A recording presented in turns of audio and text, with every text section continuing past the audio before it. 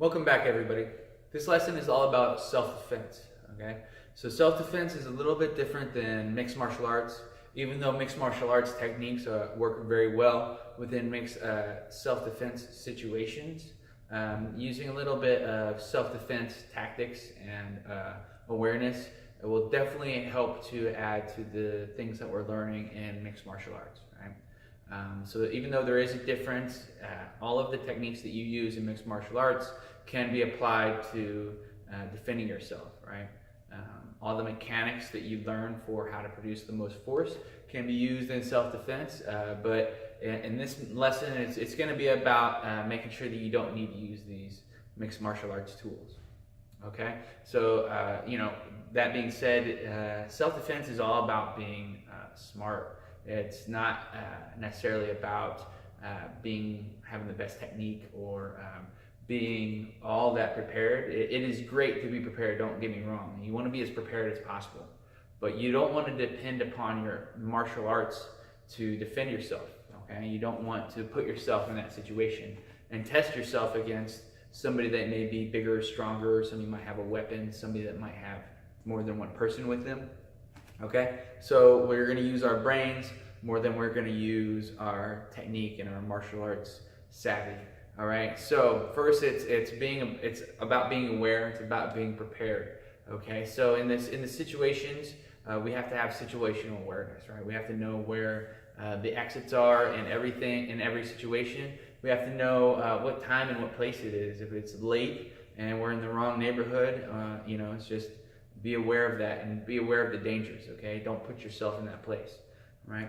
Second thing is, in that situation, you want to have some firepower, okay? You want to have defense and try to equalize things. So I highly suggest pepper spray. Tasers are okay, but they need to be charged. Pepper spray is the easiest to take around. It's the least dangerous for hurting other people, and it's the easiest to apply, okay? You just whip it out, turn it on, and there it goes. Guns and tasers and other devices can be harmful if turned against you and can be hard to operate. All right. Also, making sure that you're never alone, right? So that you're not in danger when you have multiple people with you. Okay. So always making sure that you're safe in the situation and that you have friends, you have firepower, and you have the right surroundings around you.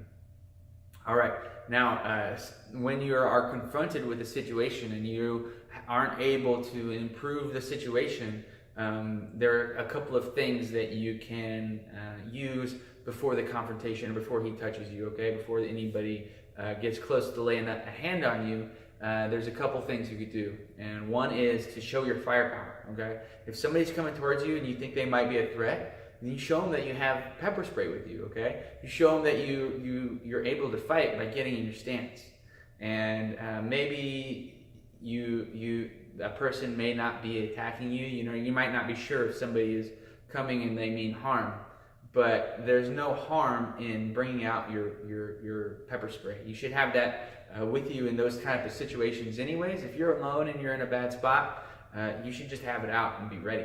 And then that'll decrease the amount of people that even choose to mess with you if you have your pepper spray out already.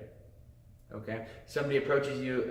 Also, you can intimidate them with your voice, right? Intimidate them with your stance. Show them you know how to fight. Show them your pepper spray, and then be loud and tell them that you're going to mess them up. Be loud and tell them to get away from you, and let them know I'm not to be messed with. Right? That's the first thing. When somebody gets close enough, you make sure that they back off by intimidating them with your voice and your firepower. Okay. Now, tactics. If you are engaged and somebody is engaged, they're not backing up. You can't get them away from you. You got to think about fighting tactics now, or thinking about the distance. Okay. Don't let them get close enough to you. All right. You're able to move away from the person and run the other way. Okay, when they get close enough to touch you and grab you, that's already too late. All right. If they are close enough to touch you and grab you, you got to think about your orientation. You want to be not turning away. You don't want to be underneath the opponent. Okay. and also control. Don't let them get around you, okay? Wrapping their hands around you. And I will show you some techniques on how to, parry the opponent when he reaches or when he punches or lunges towards you, and to redirect their energy, okay? So staying outside of the opponent, keeping him from getting his legs and arms wrapped around you, keeping him from getting behind you. Those are the principles we talked about in mixed martial arts, but those still work in a self-defense situation. Okay? Now, if you are being overpowered and you're unable to free yourself and escape, then one thing you can do is to give up and fake compliance. Right? Don't actually give up, because you just want to make him think you're giving up. And then when he relaxes for a little bit, thinking that you're with it, you're okay with what's going on, you're cooperating. That's when you bolt. You strike in the pain points, the eyes, the nose, the mouth, the groin, and you strike with power, with everything I'm going to show you in the mixed martial arts program. And then again, when we're talking about self-defense, it's more about escape. Okay, when I show you stuff in mixed martial arts, this is when you've decided to stand your ground and stay and fight. When you can, you want to have your flight. You want to fly away and get out of that dangerous way. Okay, so all of your techniques are going to be to avoid contact. Get away from them. Keep your distance. If they do try to get close enough and they do grab you, then your first priority is escape and getting rid of the control.